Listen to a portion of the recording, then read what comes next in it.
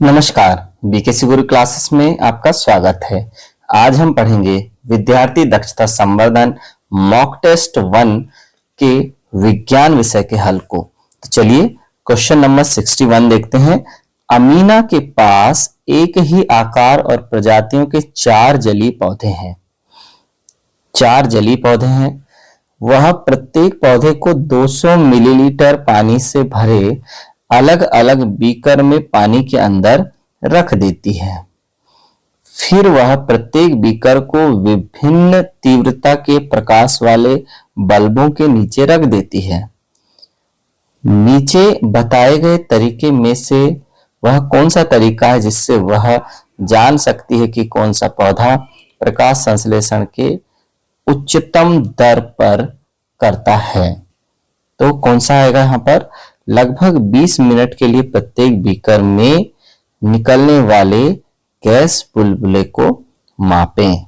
इससे हमें पता चलेगा कि प्रकाश संश्लेषण की उच्चतम दर किसकी है, क्योंकि जितने ज्यादा बुलबुले निकलेंगे यानी उतनी ज्यादा प्रकाश संश्लेषण की गति हो रही है और भोजन बन रहा है और ऑक्सीजन गैस निकल रही है। ठीक है बच्चों, अब देखिए यहाँ पर 62 नंबर पे, कोई कार पहले 15 मिनट तक 80 किलोमीटर प्रति घंटा एवं उसके पश्चात 15 मिनट तक 60 किलोमीटर प्रति घंटा की चाल से चलती है। कार द्वारा कितनी दूरी तय की जाएगी? तो 15 मिनट चली 80 किलोमीटर प्रति घंटा, 1 घंटे में 80 किलोमीटर, तो 15 मिनट में 20 किलोमीटर, और 1 घंटे में 60 किलोमीटर, तो 15 मिनट में 15 किलोमीटर, तो कुल कितना हो गया? 35 किलोमीटर। यानी कि ऑप्शन नंबर यहाँ पर सी सही है। 63 नंबर का प्रश्न है, निम्नलिखित में से कौन सा ग्राफ दिखाता है कि वस्तु का विस्थापन शून्य है? कौन सा ग्राफ में देखिए वस्तु का विस्थापन आपको शून्य नजर आ रहा है? तो देखिए यहाँ पर ये जो ग्राफ नंबर ख है, इसमें समय के साथ ये देखिए ये दूरी का वक्र बना हुआ है। तो जैसे जैसे हम समय बढ़ाते जा रहे हैं, इस वस्तु की दूरी में कोई अंतर नहीं है। मान लो यह दूरी 5 मीटर की दूरी पर थी, तो यहाँ पर समय के बढ़ने के साथ साथ यह 5 मीटर पर ही स्थायी है, यानी किसी प्रकार का कोई विस्थापन नहीं हुआ है। तो ऑप्शन नंबर बी यहाँ पर सही है।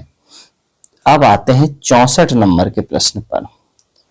यहां विद्युत बल्ब के विभिन्न भाग दिखाए गए हैं।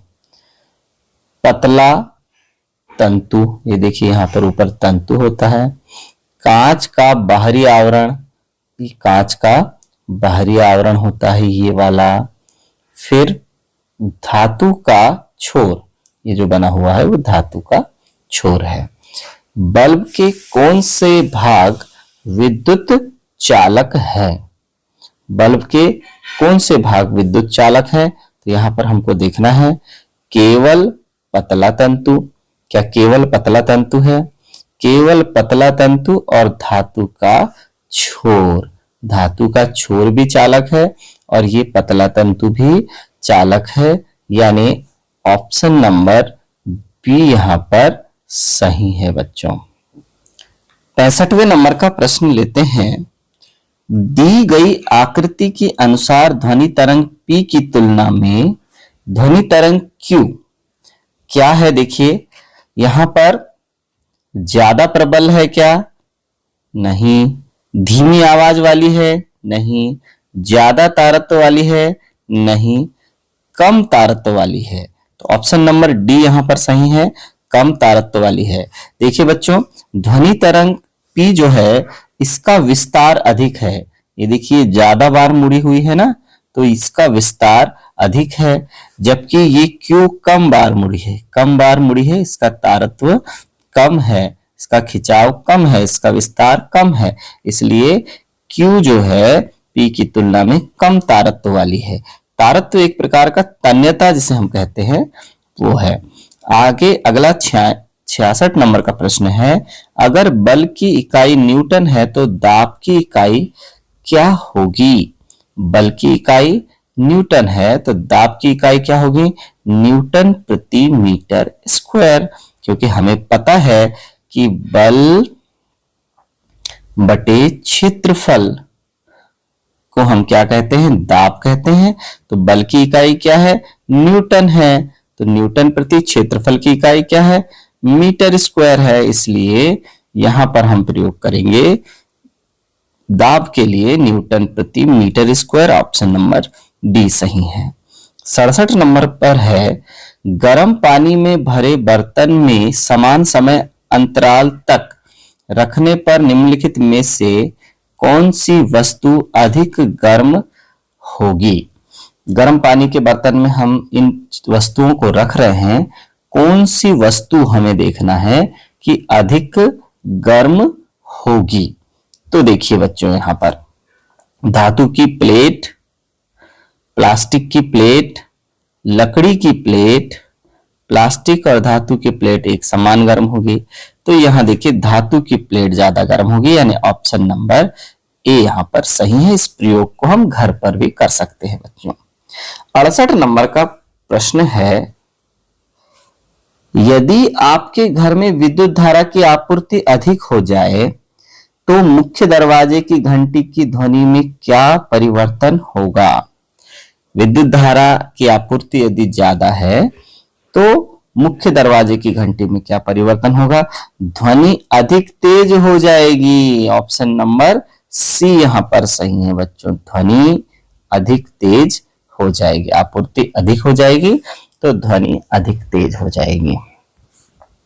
69 नंबर पर है, राम विद्युत परिपथ बनाकर प्रयोग करना चाहता था। सबसे पहले उन्होंने तार, एक कुंजी और 8 वोल्ट बैटरी का इस्तेमाल किया और विद्युत धारा का निरीक्षण किया। फिर उन्होंने कुंजी खोल दी और उसकी जगह एक प्लास्टिक क्लिप का इस्तेमाल किया तथा 8 वोल्ट बैटरी की जगह 6 वोल्ट की बैटरी लगाई। अब विद्युत धारा पर क्या प्रभाव होगा? क्या प्रभाव होगा विद्युत धारा पर? विद्युत धारा उत्पन्न नहीं होगी। क्यों नहीं होगी? तो देखिए बच्चों, सबसे पहले क्या किया उसने?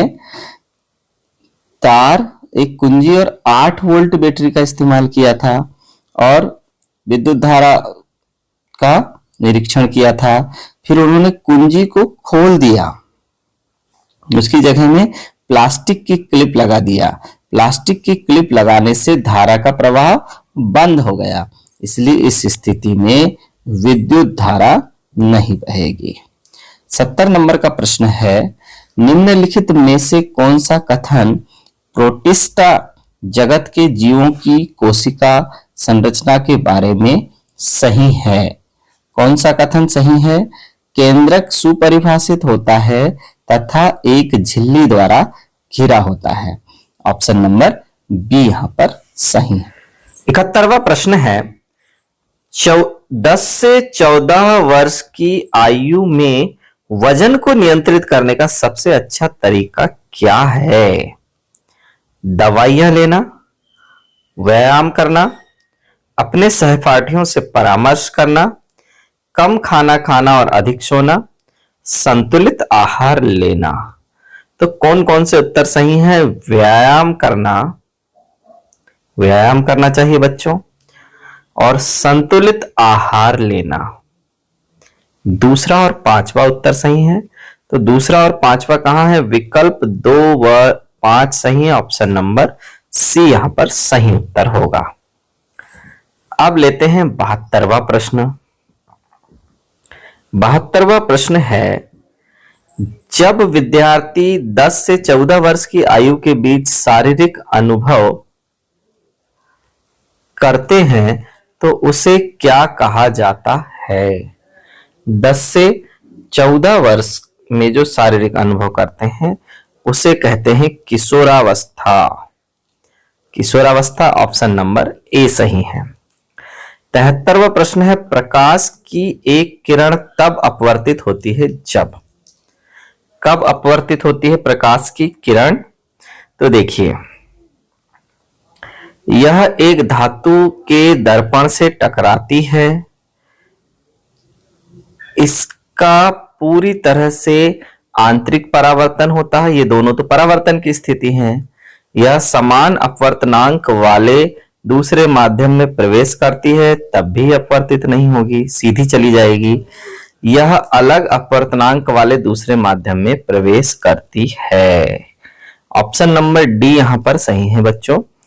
ध्यान रखेंगे, जब प्रकाश किरण सघन माध्यम से विरल माध्यम में प्रवेश करती है तो अभिलंब से दूर हट जाती है, अभिलंब से दूर हट जाती है।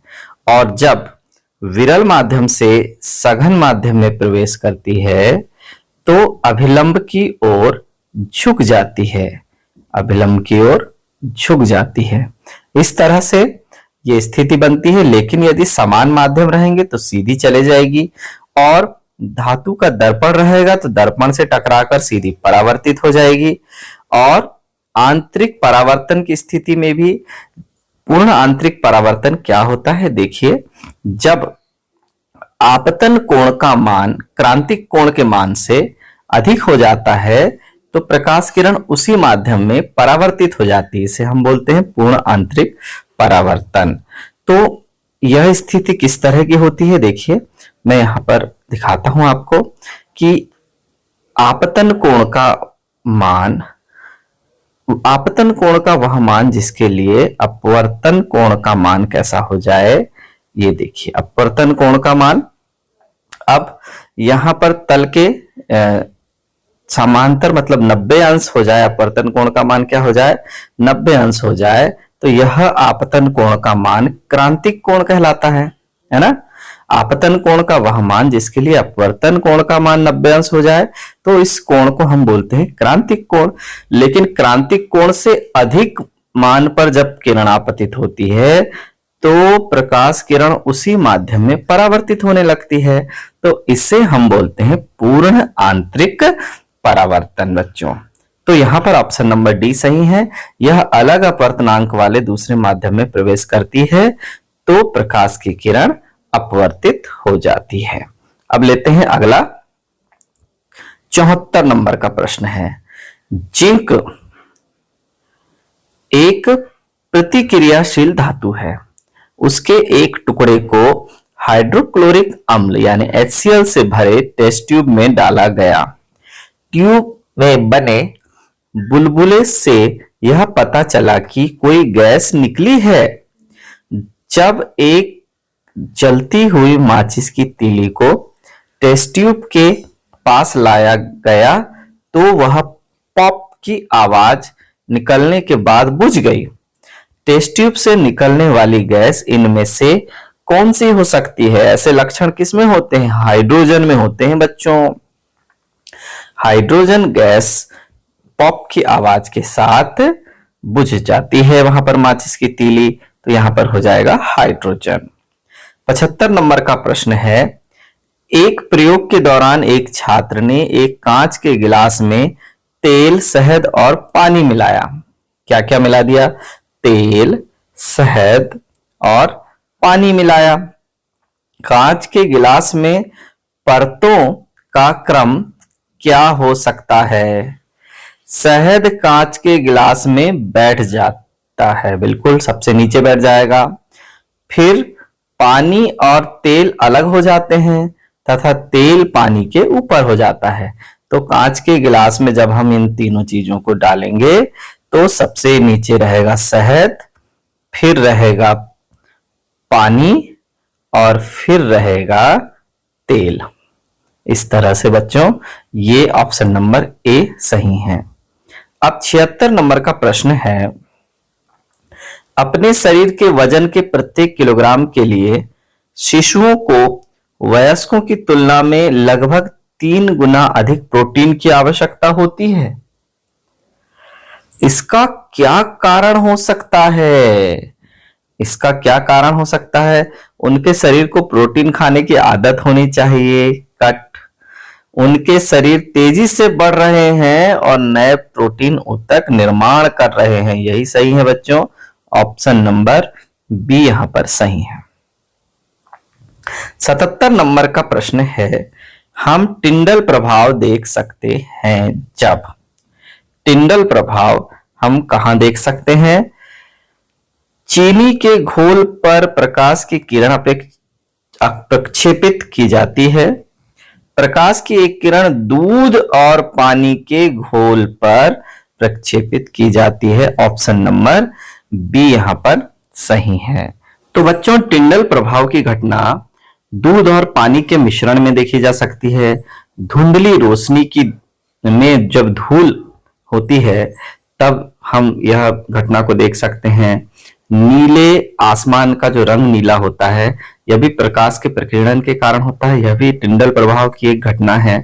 तो होता यह है टिंडल प्रभाव में कि जब बड़े आकार के कण कोलाइडी विलयन में घुले हुए होते हैं तो प्रकाश का प्रकीर्णन होता है और प्रकाश का प्रकीर्णन होने के कारण ये किरणें स्पष्ट रूप से देखी जा सकती हैं। तो इस प्रभाव को हम क्या बोलते हैं? टिंडल प्रभाव बोलते हैं। अब यहां पर हम लेते हैं 78 नंबर का प्रश्न।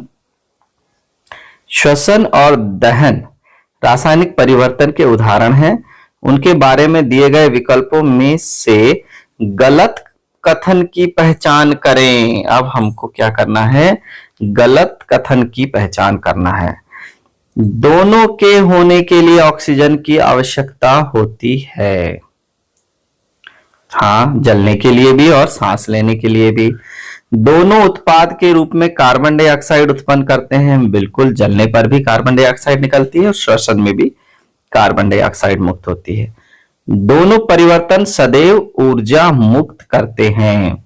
दोनों में ऊर्जा मुक्त होती है, सही है। दोनों परिवर्तन सदैव नियंत्रित होते हैं, यह गलत है। तो ऑप्शन नंबर डी यहां पर गलत है। अब लेंगे 79 नंबर का प्रश्न। चार दोस्त चर्चा कर रहे थे कि हमारे शरीर को भोजन की आवश्यकता क्यों है और हमें खाना क्यों खाना चाहिए। उन्होंने जो कहा वह नीचे दिया गया है। फवाज कहता है, हमें भोजन की आवश्यकता केवल इसलिए होती है क्योंकि हमें भूख लगती है। गलत। राज कहता है, केवल ऊर्जा प्राप्त करने के लिए भोजन की जरूरत है। नहीं। एडम कहता है, खाना खाने का एकमात्र कारण यह है कि वह हमें बढ़ने में मदद करता है। केवल यही अकेले अकेले कारण नहीं है। श्याम कहता है, हमें ऊर्जा के साथ साथ बढ़ने के लिए भोजन खाने की जरूरत है। अब देखते हैं बच्चों, किसका कथन भोजन की आवश्यकता की सही व्याख्या करता है? सही व्याख्या करता है श्याम का कथन। श्याम कह रहा है, हमें ऊर्जा के साथ साथ बढ़ने के लिए भोजन खाने की जरूरत है। ऊर्जा भी मिलती है और बढ़ने के लिए भी भोजन की जरूरत है। तो ऑप्शन नंबर डी यहां पर सही है बच्चों। अब 80 नंबर का प्रश्न है, फूलों में विभिन्न प्रकार के रंग होते हैं और उनकी खुशबू भी विभिन्न प्रकार की होती है। फूलों में विभिन्न रंग और खुशबू होने का मुख्य उद्देश्य क्या है? किस उद्देश्य से विभिन्न रंग और विभिन्न खुशबू होती हैं? लोगों को आकर्षित करने के लिए, ताकि वे अधिक फूल वाले पौधे लगा सके? नहीं। परागण के लिए, अधिक कीड़ों को आकर्षित करने के लिए। और स है, यह एक संकेत है कि पौधा अच्छी तरह से बढ़ रहा है। कोई उद्देश्य नहीं है, यह सिर्फ पौधों को अच्छा दिखाता है। तो देखिए बच्चों, ऑप्शन नंबर बी यहां पर सही है। परागण के लिए और अधिक कीड़ों को आकर्षित करने के लिए। तो फूलों में विभिन्न प्रकार के रंग होते हैं, उनकी खुशबू भी विभिन्न प्रकार की होती है। फूलों में विभिन्न रंग और खुशबू होने का मुख्य उद्देश्य यही है, ऑप्शन नंबर बी। तो यहां पर विज्ञान का पाठ समाप्त होता है बच्चों। धन्यवाद।